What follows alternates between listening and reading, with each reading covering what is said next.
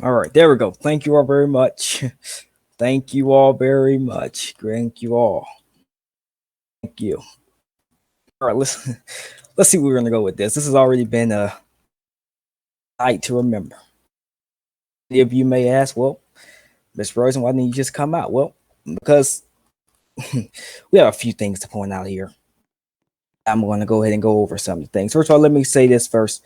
To the Speaker, Vice President, members of Congress, and all my fellow Americans, it has truly been an honor, biggest honor of my life, the greatest honor of my life, to serve you as the 45th President of the United States of America. I've had a lot of ups and downs in administration with Congress and cabinet and with many other things. Through it all, we have made it. And we have succeeded through it all. And I figured that it wouldn't be great to write down a speech. That's what I'll say what come from my talk from my heart. As the final State of the Union comes, I look back at my first joint address to Congress. And at that first joint address to Congress, I remember I said that we needed to make change in Washington, that a change was going to come. Tonight, as I look out, there have been several changes. However, some were good, some were bad, as you can see. I remember during my second State of the Union, I talked about the inactivity of Congress. I talked and spoke to Congress about how we had to get back the work that needs to be done in this nation. I remember the third State of the Union, which was pretty good at the time. The Union was pretty good at that time, and it's still doing pretty good. I can truly say that this moment is one of the greatest moments in our history. Next week, on Saturday at 12 o'clock, we will have a new president. His name is Russ Helms, and you have a new vice president. His name is Eddie DuPont. I would like to say congratulations to those two once again. Their historic victory for our nation. I am asking once again, we all join them, helping them lead this country. Growing up in the Baptist church, I was always told that it took a village to raise a child. I'm sure many of you have heard that. But I can truly say that it also takes a village to help the leadership in this nation. Every single last one of you have always been by my side throughout this presidency. Your love, support, the good, the bad, the ugly, I can truly say has helped me out a lot. Leadership is a big responsibility. Many people can take it. Which is why you notice that we've had several majority leaders since I've left office. We've had several speakers since I've left. We've had several new senators in and out. Because certain people just cannot handle leadership. We've even seen a few, seen a new vice president. By the way, thank you so much, Mr. Nicholas Keaton, for the work that you have done in this country. It's been great working, serving with you, but I'm going to get to you in a sec. It takes courage to lead this nation, and I am praying for Russ Helms. He has received a lot of criticism, which a lot of us have. However, like I said earlier, it takes all of us to help him lead this nation. Whether you agree with him or not, whether you like him or not, he needs us to help him guide not only just our nation, but the next generation. The future of our nation is in his hands and in the members of Congress' hands. Now, tonight, I do want to thank a few people. I want to start off with the Speaker. Thank you so much, Mr. Speaker, for all that you have done here tonight to help set up this event. In fact, when I first came into this office, there was one member of Congress one of the member of Congress who are still here today. It's Alex Cortez. I was inaugurated. Cortez for Speaker. It's great to see that as I get ready to leave, my great friend back in the House. So congratulations on your win there in the United States House of Representatives. Congratulations. Also to my great friend who unfortunately is a little sick and under the weather tonight. I send my prayers to him, Mr. Terrell Briscoe. Terrell Briscoe has been in the Senate for a long time, and in fact, it's the longest serving senator. Send my condolences to him. Condolences to him tonight, and wish him the best of luck. Thank him for being here with me throughout this journey. Now, I'm gonna go over a lot of names tonight, and if I don't get to somebody's name, I apologize. Being a little older, things don't come to me like it used to. Start off with thanking the Vice President-elect, Mr. Eddie DuPont, for his wonderful work in the White House as the Chief of Staff, and that's his wonderful work in the Senate. I wish him the best of luck as the next Vice President of the United States. I want to thank Mr. Jaden Kennedy. I've been a great friend, colleague, the United States House of Representatives. It was an honor of mine to give him Presidential Medal of Freedom. I thank the Senate Majority Leader, Mr. Thomas Lennox, for his work in the United States Senate and for his dedication to the United States Senate. Thank to my great friend Andrea Rodriguez for her great dedication to this country and for her great words of wisdom. Jaden, Bill Cree, to mean the world to me. Words cannot explain my love and gratitude to my two children there. Thank you. And to Mr. Hakeem Michaels. I don't agree on everything. It's okay. Great thing about being American, huh? Although he lost this election, Mr. Russ Hams, it seems he's kind of taking it well there. I joke with him a lot about that. He lost to Russ Hams, how he said he was going to win. But that's okay, Mr. Hakeem Michaels. We wish you the best of luck in whatever you decide to do next. But seriously, tonight I want to say thank you so much for all of you have done throughout this presidency. You have been a great friend within the Senate House. He keeps the debates going, so keeps us on our toes. And now I would like to talk about one key person I don't really talk about much, and that is the Chief Justice of the United States. Chief Justice and I nominated him once. And Chief Justice, he's a great man. Thank you. Stand up for him, give him a hand clap. He's a great man. He has done a wonderful job throughout everything. Our Supreme Court, I have any members. I want to know this. Y'all know something. He's the only Supreme Court justice here tonight. That's fine. I just want to say thank you. I've stood here in our country doing what you could on the Supreme Court for as long as you could.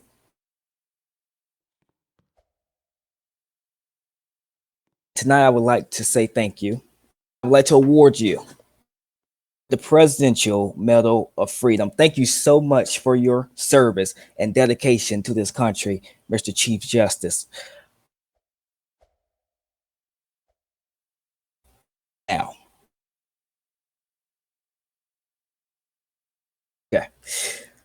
Now, let's get back into this a little bit more. I don't want to hold you all long. Tonight, I'm not here to really talk about policy, but I am here somewhat to talk about the future.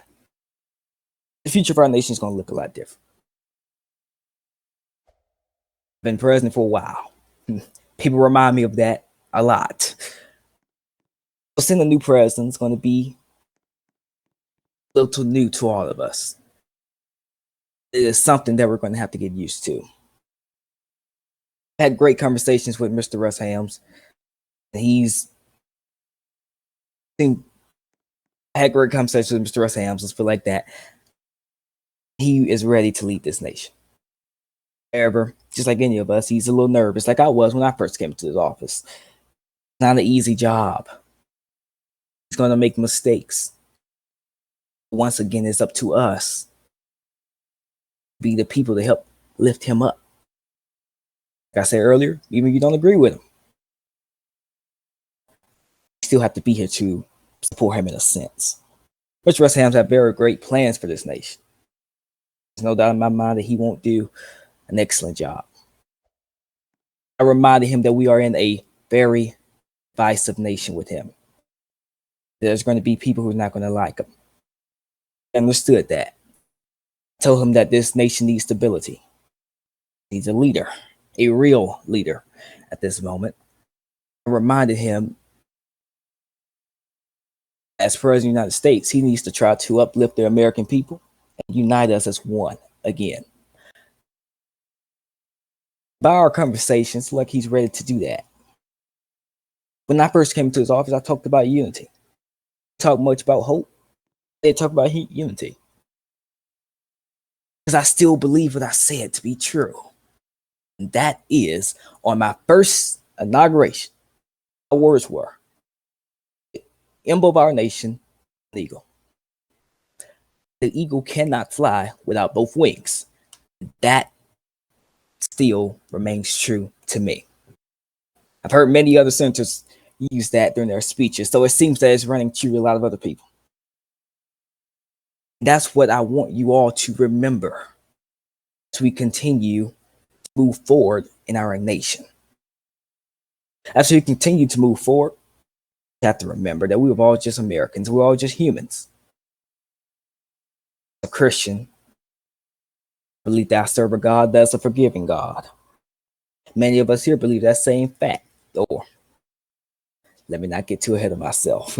Many of us here still believe that to be true also. So people, we have to be a little bit more easier on each other. All this party bickering is getting old. We're not getting anywhere. The whole purpose of all of us here being in DC is to represent our constituents. There are people from all across the nation who all come to this wonderful Capitol building, do the same thing. All of our constituents have different needs. Tonight, I want to honor somebody else. A man fights for his constituents, to say the least. However, a lot of people don't like him. A good portion of people do like him. And I may not agree with him on policy. There's two of them, actually. In fact, they're both Democrats. However, I have to give credit where credit is due. Mr. Speaker, please stand. Mr. Hakeem Michaels, please stand. If you can, please. These two gentlemen, in fact, especially you, Mr. Speaker, you've been here throughout my whole term, like I said, in and out. Mr. Michaels has been here for a good portion. Mr. Michaels has credit buns and a lot of hatred also. Same with Mr. Cortez here. For Mr. Cortez, I've seen him lose an election. Somehow he keeps coming back. We talk about the Washington establishment a lot. Not to call out anybody. If we all be honest with ourselves, we are the Washington establishment. Every person in this room has been seen in more than one position and can't somehow keep coming back to the same position after leaving. Cortez over here, who's the speaker, did come back. He came back with a purpose. As I told my colleague from the state of Vermont, everyone in life better know their purpose, because if you don't know your purpose, somebody else will. Mr. Cortez had worked hand in hand for a long time.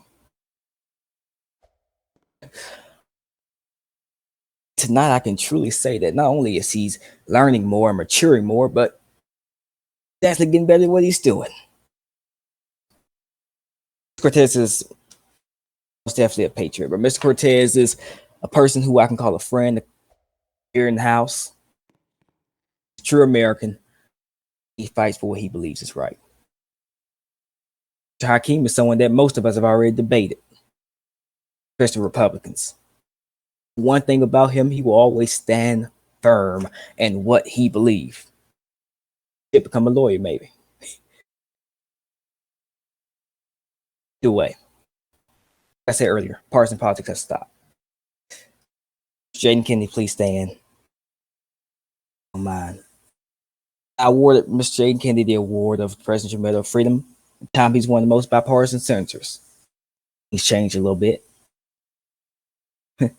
But still, I want to say thank you once again. He has brought these two to the light. And tonight, I would like to say to the Speaker, congratulations. I will be awarding the Speaker with the Presidential Medal of Freedom. With Mr. Michaels over there, I also like to award him the Presidential Medal of Freedom. Thank you all for your service, dedication to our country. I'm going to get ready to end this thing out because I'm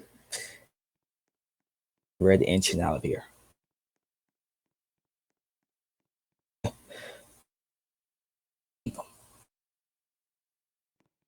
We have to keep moving forward. Don't have no time to go backwards. Fortunately, we can't do that. No matter how much you may hate it, again, Red Sam's going to be present. We're going to keep moving to the next direction. I don't know what the future may hold for us. I know a few things will still be true that I said at my first inaugural address and at my first joint address to Congress. America is and will always be the greatest nation on the face of the earth. Growing up in the state of Georgia, with my great-great-grandmother, to be a slave, was able to see her grandson become the first black senator from the state of Georgia. It's history, people. America has come a long way from what we used to be. And for God's sakes, we have elected Mexican American to be the vice president of the United States.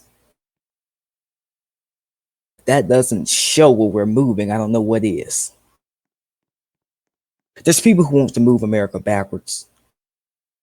Don't let that get to you. You can't move backwards. You only can move forward. As I said before, this is where I served as a senator, a congressman. This is where I first had my experience of representing the people. Where I first gained both knowledge and inspiration from both chambers, from the wise and generous leaders I vividly was recalled from here. The measure of our future is beyond us. Ever since the first meeting of the Congress, those small congressmen set out to see the future of a nation where liberty, civilized laws, mutual benefits, and the moral good of a profitable nation. So as I leave you today, I say these words to you.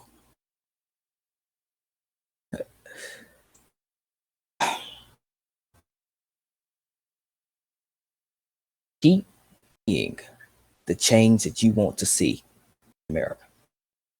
As the great songwriter said, don't stop thinking about tomorrow. Thank you all for coming here. Thank you all for everything you have done for me without the last 8 years. And I can't wait to see the future of America. Thank you. God bless. Thank you all very much.